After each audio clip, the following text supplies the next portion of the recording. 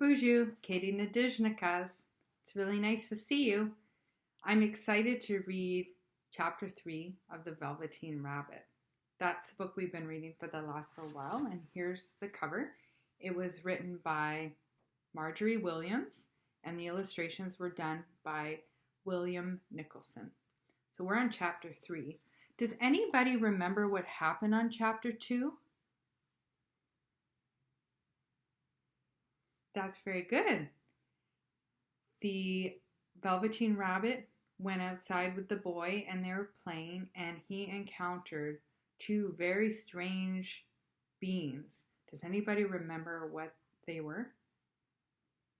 That's right, they were wild rabbits. They were real rabbits. And it made the Velveteen Rabbit feel very sad because he couldn't jump and he couldn't play with the wild rabbits. And they were saying that they did not think he was a real bunny, and it made him feel very sad. So that's where we left off. Now, before we get into the next chapter, I think you know what you have to do.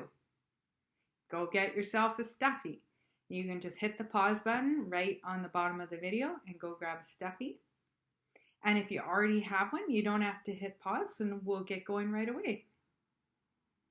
All right, I have another friend today to listen to the story.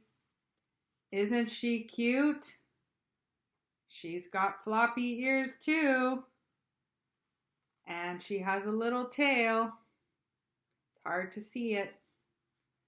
So this little bunny today is going to listen to chapter 3 of The Velveteen Rabbit. Okay. Weeks passed, and the little rabbit grew very old and shabby, but the boy loved him just as much. He loved him so hard that he loved all his whiskers off, and the pink lining of his ears turned gray, and the brown spots faded. He even began to lose his shape, and he scarcely looked like a rabbit anymore, except to the boy. To him, he was always beautiful, and that was all that the little rabbit cared about. He didn't mind how he looked to other people, because the nursery magic had made him real. And when you are real, shabbiness doesn't matter. And then one day, the boy was ill. His face grew very flushed, and he talked in his sleep. And his little body was so hot that it burned the rabbit when he held him close. Strange people came and went in the nursery, and a light burned all night, and through it all, the little Velveteen Rabbit lay there, hidden from sight under the bedclothes. And he never stirred, for he was afraid that if they found him, someone might take him away, and he knew that the boy needed him. It was a long, weary time, for the boy was too ill to play, and the little rabbit found it rather dull with nothing to do all day long. But he snuggled down patiently and looked forward to the time when the boy should be well again, and they would go out in the garden amongst the flowers and the butterflies and play splendid games in the raspberry thicket like they used to. All sorts of delightful things he planned, and while the boy lay half asleep, he crept up close to the pillow and whispered them in his ear. And presently the fever turned, and the boy got better. He was able to sit up in bed and look at picture books while the little rabbit cuddled close at his side. And one day they let him get up and dress. It was a bright sunny morning, and the windows stood wide open. They carried the boy out onto the balcony, wrapped in a shawl, and the little rabbit lay tangled up among the bedclothes thinking. And here's a picture of the Velveteen Rabbit.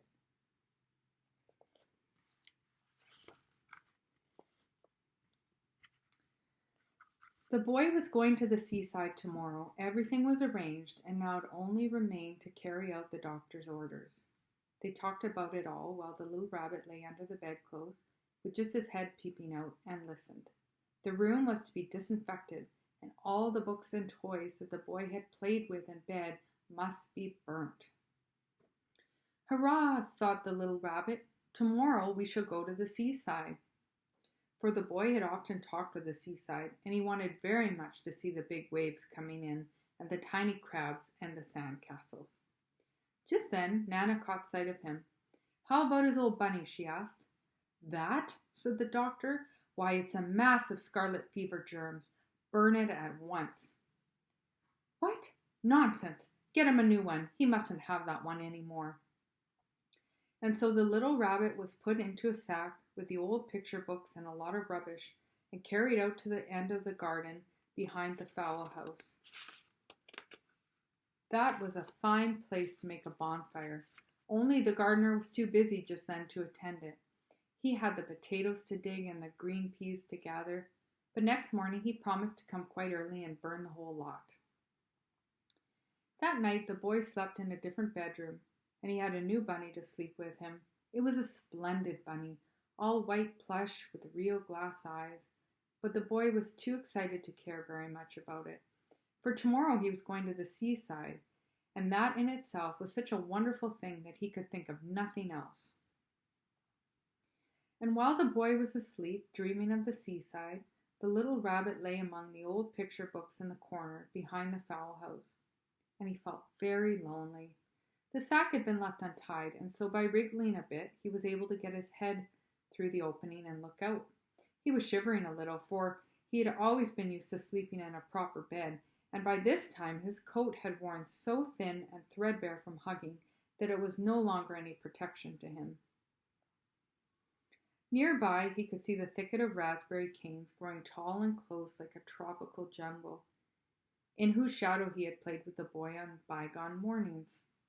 He thought of those long, sunlit hours in the garden and how happy they were, and a great sadness came over him. He seemed to see them all pass before him, each more beautiful than the other. The fairy huts in the flower bed, the quiet evenings in the wood when he lay in the bracken and the little ants ran over his paws, the wonderful day when he first knew he was real. He thought of the skin horse, so wise and gentle, and all that he had told him. Of what use was it to be loved and lose one's beauty and become real if it all ended like this? And a tear, a real tear, trickled down his little shabby velvet nose and fell to the ground. And then a strange thing happened, for where the tear had fallen, a flower grew out of the ground, a mysterious flower, not at all like any that grew in the garden. It had slender green leaves, the colors of emeralds, and in the center of the leaves a blossom like a golden cup.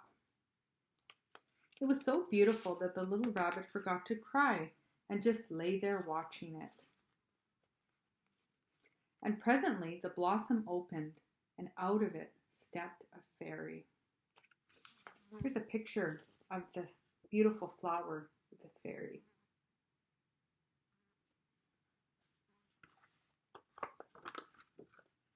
She was quite the loveliest fairy in the whole world. Her dress was of pearl and dewdrops, and there were flowers around her neck and in her hair, and her face was like the most perfect flower of all.